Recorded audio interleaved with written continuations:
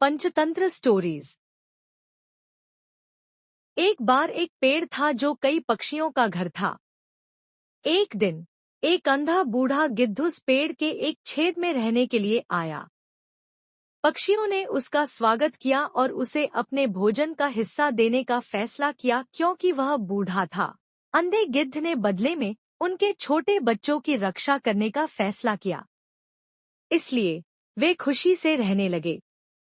एक दिन उस पेड़ के पास से गुजर रही एक बिल्ली ने बच्चे पक्षियों को खुशी से चहकते हुए सुना। लेकिन जैसे ही उन्होंने बिल्ली को देखा, वे डर के मारे रोने लगे। अंधा गिद्ध तुरंत चिल्लाया, कौन है?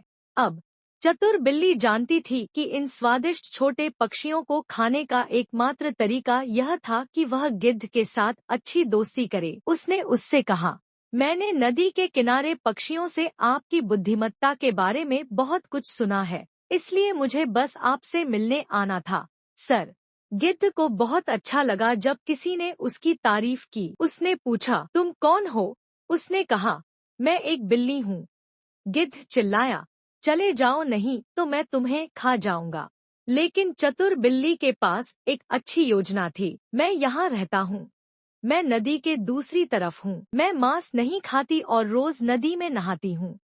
उसने कहा, और मुझे नहीं लगता कि तुम जैसा बुद्धिमान व्यक्ति किसी मेहमान को खाएगा। बूढ़े गिद्ध ने उत्तर दिया, मैं तुम पर कैसे भरोसा कर सकता हूँ? तुम तो पक्षियों को खाते हो। अरे अब और नहीं, सर, बिल्ली ने कहा। भगवान उन लोगों को सजा देते हैं जो दूसरों को मारते हैं। जब जंगल में खाने के लिए इतने स्वादिष्ट फल और जड़ी बूटियां हैं, तो मैं भोजन के लिए कभी हत्या नहीं करूंगी। गिद्ध ने उस पर विश्वास किया और उसे पेड़ के बिल में अपने साथ रहने की अनुमति दे दी। अब हर रोज बुरी बिल्ली एक बच्चे पक्षी को खा जाती और अंधे गिद्ध को पता भी नहीं चलता। जल्द ही बड़े पक्षियों को पता चल गया कि उनके बच्चे गायब हैं। वे उन्हें ढूंढने लगे और जैसे ही बिल्ली को यह पता चला, वह पेड़ छोड़कर जंगल में गायब हो गई। जब पक्षी बूढ़े गिद्ध से पूछने आए, तो उन्होंने उसे सोते हुए पाया। और उन्हें वहां क्या मिला? हड्डियों का एक बड़ा ढेर।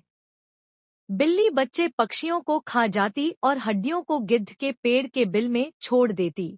सभी माता पिता गिद्ध पर बहुत क्रोधित थे। उन्हें लगा कि उसने उन्हें बेवकूफ बनाया है और उनका भरोसा तोड़ा है। अब उनके बेचारे बच्चे मर चुके थे।